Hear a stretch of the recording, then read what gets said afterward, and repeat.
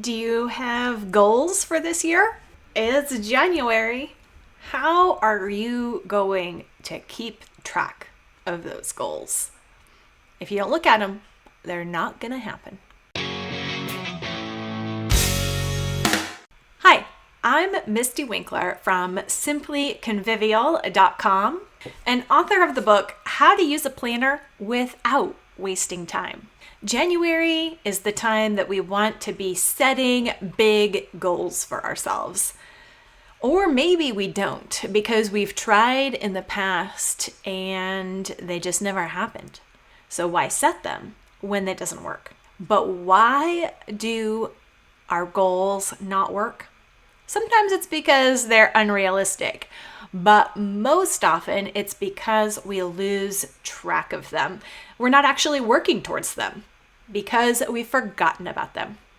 So let's talk today about how to stick with our goals. So grab a basket of laundry to fold while we dig in. It's not unusual to make progress for maybe 2 or 3 weeks in January on those big goals that we make for ourselves. And then we peter out. By the end of February, it might have even been weeks since we've thought about those goals that we wrote down in hope the month before. No worries, there's still most of the year ahead at that point, right? We can pick those goals right back up when the next thing is over. But that kind of thinking is exactly what gets us into the place where we are at the end of February. Forgetful of our goals and not making any progress toward them. How are we going to stay consistent with our goals if we keep such an off again, on again pattern? That's not consistency, and it's definitely not motivating. To stay consistent with goals, we don't need more motivation, and we don't need more grit. Instead, sticking with your goals comes from attention and awareness. First, we get attention and awareness by writing those goals down. Vague ideas rolling around in our head make us feel idealistic and accomplished, or at least potentially so someday. But when those same vague ideas aren't, that is, when those same vague big ideas aren't making us feel strangely tense or anxious or like frustrated failures.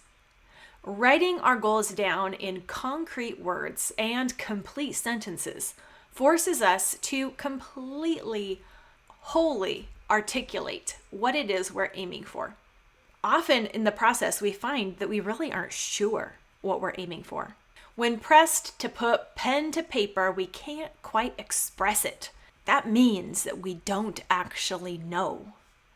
Until your goal is written in a clearly communicated sentence, you might not actually have a goal at all.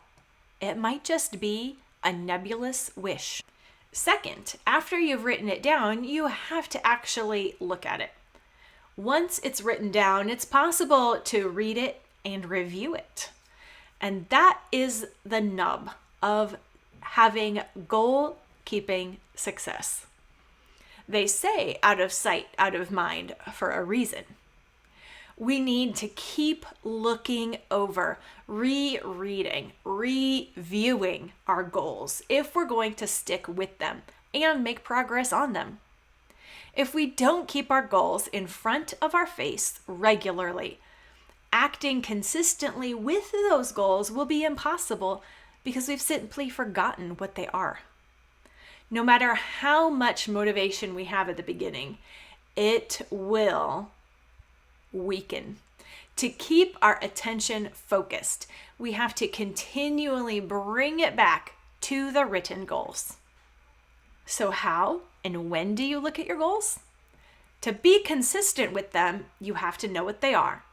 It's so easy to be distracted by all the incoming and potential tasks that are involved in mothering and homemaking.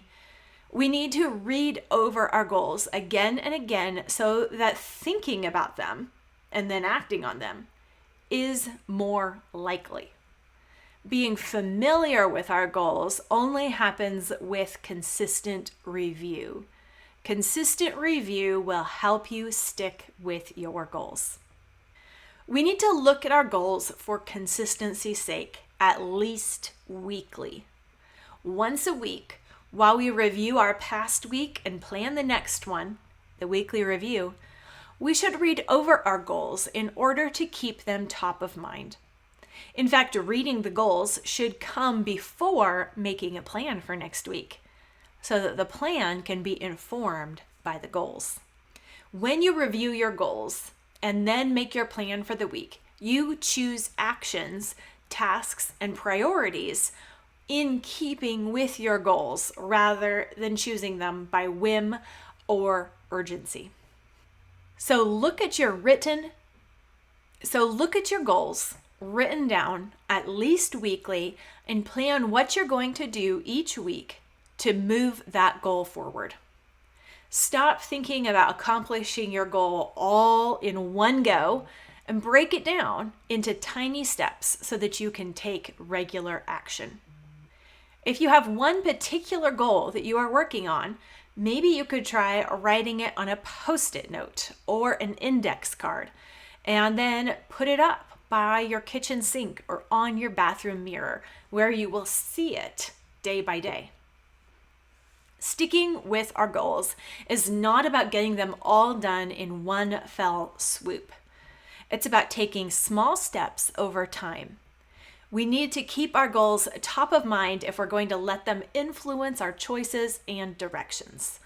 The most common reason for not following through on our goals is simply the fact that we get caught up in the moment and forget that they even exist. If we're going to change our habits, change our direction in a certain area, or change our momentum, it will take sustained effort and attention. The best way to keep up sustained attention and energy is to review those goals and make it an easy, simple thing to do. Is one of your goals being a better housekeeper, homemaker, having better cleaning routines, or a chore schedule this year? Using other people's chore charts just doesn't cut it. It's probably not going to work. What you need instead is a guide to creating your own custom plan fit to your family's needs, situation, and schedule. I have a 3-page guide that we've recently redesigned and freshened up that will walk you through breaking up your own home into zones, breaking your day into chore times, and finding the routine plan that will work for you. You can find that at simplyconvivial.com/cleanhouse, all one word, simplyconvivial.com/cleanhouse. This free guide will help you make a plan that you can put in place because it's designed for your home and your family. Designed by you, for you. So check that out, simplyconvivial.com/cleanhouse. And remember, repent, rejoice, repeat.